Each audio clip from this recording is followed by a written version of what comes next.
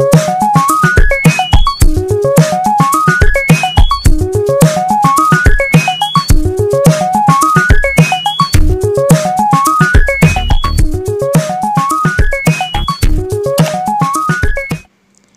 Assalamualaikum.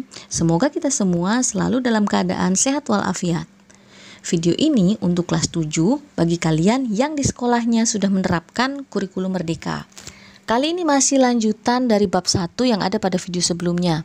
Kalau di video sebelumnya kita sudah belajar tentang apa itu sains, kemudian laboratorium IPA, merancang percobaan, dan pengukuran.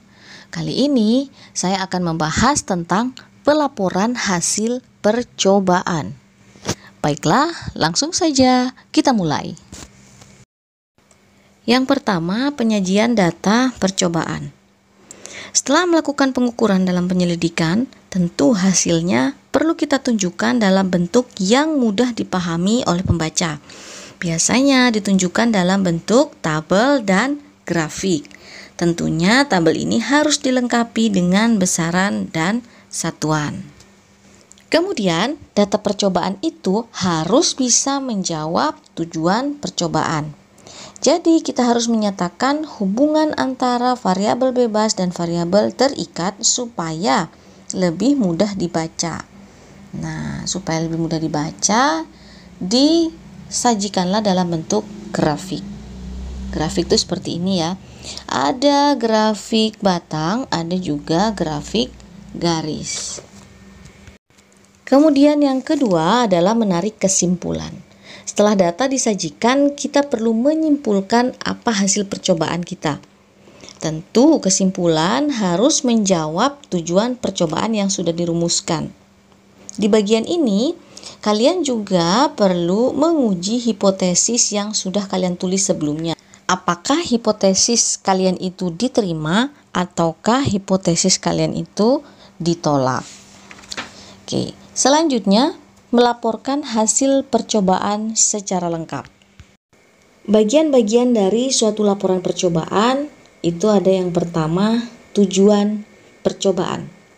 Tujuan percobaan ini bisa ditulis dalam bentuk pernyataan ataupun pertanyaan. Kemudian yang kedua ada hipotesis. Hipotesis ini perkiraan sementara atau praduga sementara. Tentunya disertai dengan alasan yang ilmiah. Kemudian selanjutnya ada variabel. Variabel ini ada 3 jenis ya. Ada variabel bebas, yaitu faktor atau hal yang akan kalian uji. Kemudian ada variabel terikat. Variabel terikat ini faktor yang akan kalian ukur atau sebagai akibat dari perubahan variabel bebas.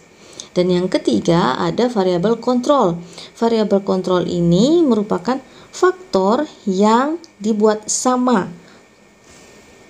Selanjutnya ada alat dan bahan. Kemudian ada prosedur percobaan. Dalam prosedur ini harus dituliskan langkah-langkah percobaan secara berurutan. Kemudian disebutkan data apa saja yang akan diukur atau diamati. Kemudian dijelaskan bagaimana kalian mempertahankan setiap faktor dalam variabel kontrol supaya percobaannya fair. Oke, selanjutnya pengumpulan dan pengolahan data percobaan.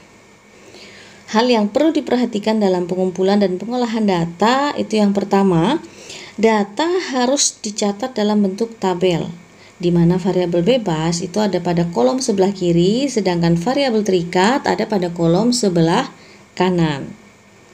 Kemudian, kalau pada grafik itu variabel bebas terletak di sumbu X, sedangkan variabel terikat terletak pada sumbu Y.